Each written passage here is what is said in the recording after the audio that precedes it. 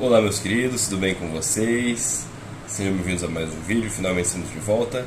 Muitas coisas aconteceram, muita correria, porém estou aqui de volta hoje para iniciar um tema que a gente vai estar trabalhando todos os domingos, que é uma série de estudos com os temas básicos da Bíblia primeiramente, e depois a gente vai começar a aprofundar. Então vamos começar pelos temas básicos, sobre o que é a Bíblia, sobre o que foi a criação, qual é o surgimento do mal. E após isso, nós vamos para um segundo tópico, são os mais avançados, o que é Daniel, o que foi o livro do Apocalipse, entre outros. Ok? Então, começando pelo o que é a Bíblia. Né? A Bíblia é um livro que ele levou aproximadamente 1.600 anos para ser escrito, tem aproximadamente 40 autores. O interessante é que, conforme o tempo se passa através de estudos arqueológicos, ela vem se evidenciando cada vez mais. É claro, não temos dentro da arqueologia nada que fosse uma prova para cada versículo da Bíblia. Pensemos que a história humana do passado sejam quebra-peças de 10.000 peças e a gente tem 500. Contudo, até agora o que foi encontrado evidencia o que está escrito na Bíblia. Isso que é o mais especial, o que é mais importante. E o interessante que a autocrítica vinha fazendo no passado e que acabou quebrando um pouco a autocrítica, era que os livros mais antigos do Antigo Testamento que tínhamos cópias eram aproximadamente 400 anos antes de Cristo, o que estava muito distante da época que ele foi escrito. Contudo, no século XX, agora, nós tivemos a descoberta nas cavernas de Qumran, né, os chamados rolos do Mar Morto. Muito provavelmente esses rolos foram preservados pelos essênios, uma comunidade judaica contemporânea a Cristo. Os rolos do Mar Morto, nós tivemos encontros ali de pergaminhos que são datados de 1.500 até 2.000 anos antes de Cristo, o que aí a gente deixa muito mais distante. Porque também a gente viu que, por exemplo, o livro de Isaías, que foi encontrado completamente, foi visto que de 1.500 a 2.000 anos antes de Cristo, para a cópia mais recente que a gente tinha, século II depois de Cristo, eles foram preservados perfeitamente, com pouquíssimas divergências em algumas escritas essas que não alteravam em nada o sentido, tipo questão de artigos. Então, dentro da arqueologia, o que a Bíblia tem a dizer mostra que ela é um livro muito fidedigno e, historicamente falando, é um livro muito assertivo. Mas o que a Bíblia só fala sobre si mesma, né? O que ela vem trazendo, o que ela vem ensinando sobre si mesma. Então, começando por João, capítulo 17, verso 17, Cristo diz bem assim, ó: consagra na verdade que é a tua palavra a verdade. Então, Jesus Cristo está falando que a palavra de Deus é a verdade. Quando a gente vai olhar para a Bíblia, nós encontramos algumas informações. Por exemplo, em 2 Pedro, vamos passar para 2 Pedro ali. 2 Pedro capítulo 1. 2 Pedro capítulo 1, versículo 20 e 21. Peço desculpa, eu estou um pouco gripado ainda. Mas 2 Pedro 1, estou aqui em 1 Pedro, quase escolhi o versículo errado. 2 Pedro 1, versículo 20 e 21 diz bem assim, ó: acima de tudo, saibam que nenhuma profecia das Escrituras surgiu do entendimento do próprio profeta, nem de iniciativa humana. Esses homens foram impulsionados pelo Espírito Santo e falaram da parte de Deus. O que Pedro está dizendo aqui? Está dizendo que nada do que foi escrito na Bíblia, nada do que tem escrito achado na Bíblia, vem de impulso humano ou de vontade humana. São homens que foram impulsionados, inspirados pelo Espírito Santo.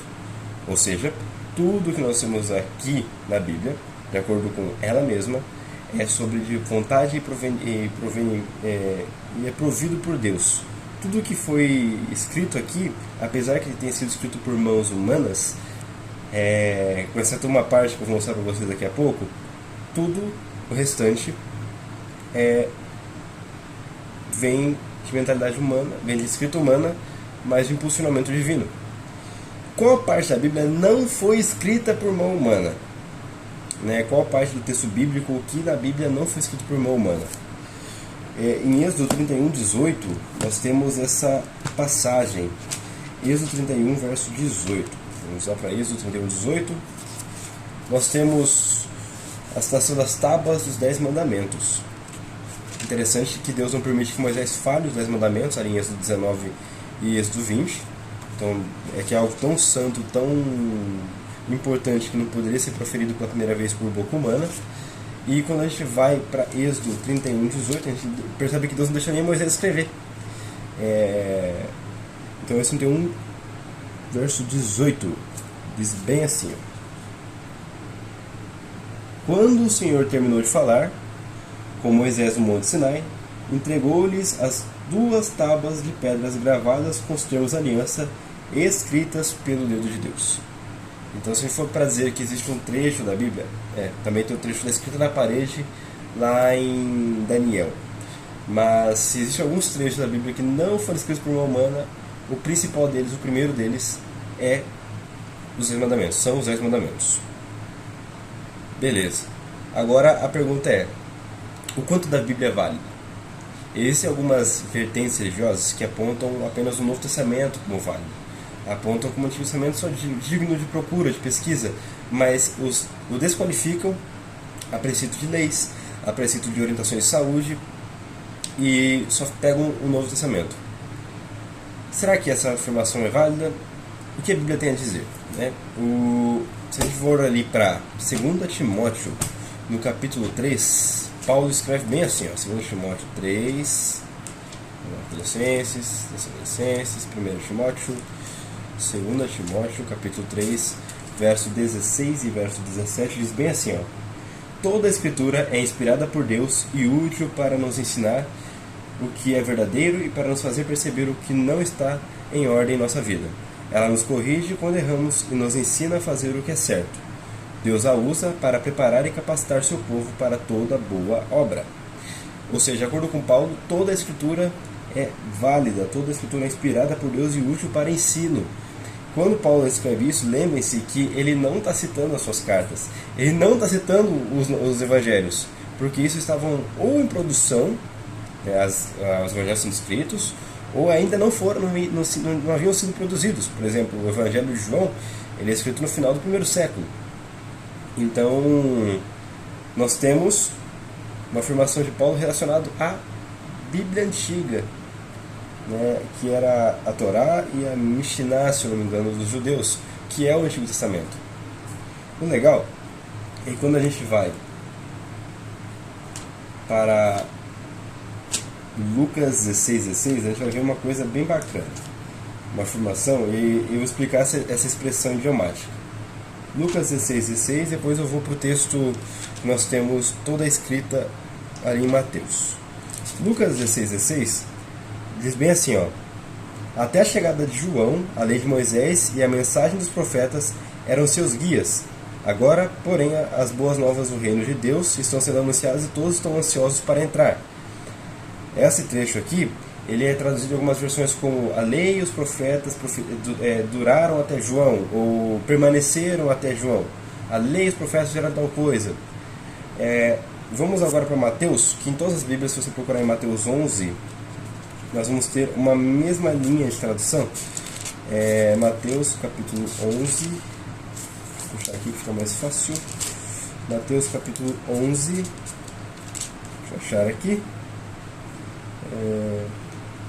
Desde os dias em que João pregava, o reino do céu sofre violência, as pessoas violentas o atacam. Verso 13: Pois antes de João vir, todos os profetas e a lei de Moisés falaram dos dias de João com grande expectativa. Ou, a lei e os profetas profetizaram até João. E Lucas 16 na versão NVI está traduzido dessa forma: a lei e os profetas profetizaram até João. Qual que é o sentido?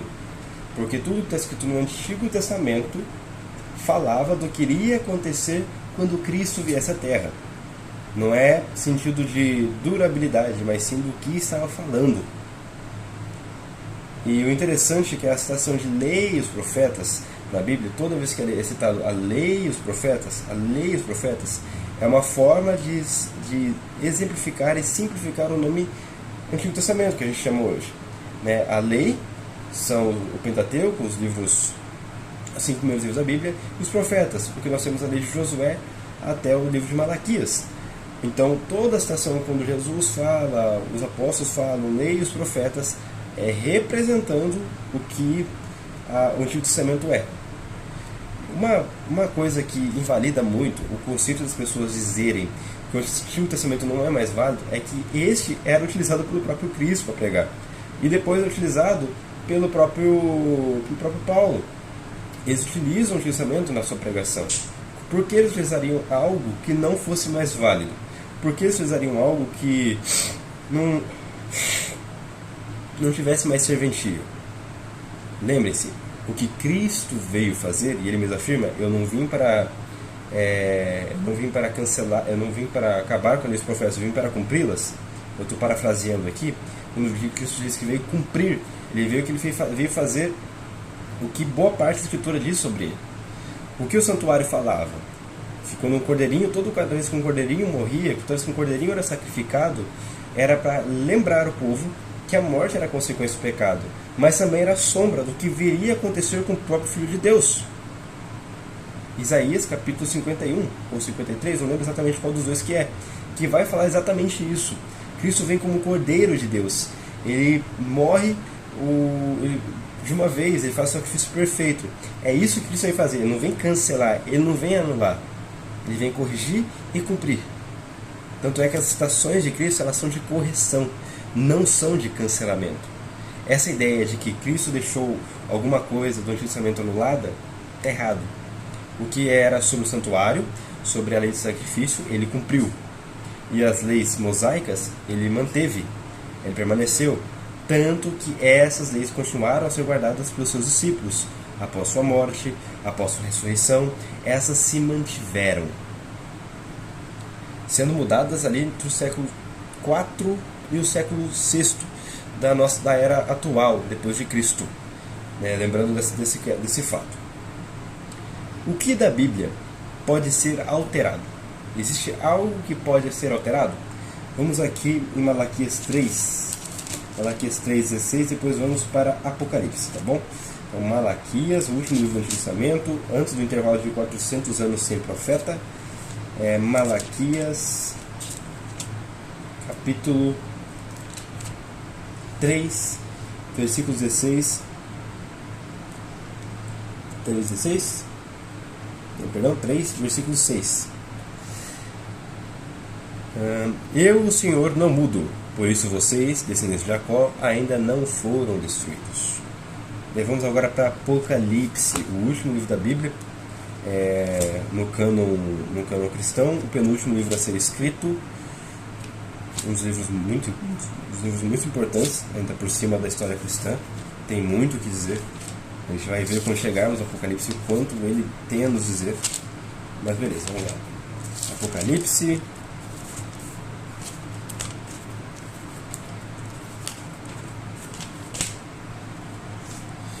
Esse capítulo 21. Lembrando que eu estou utilizando a NVT, nova versão transformadora, na leitura.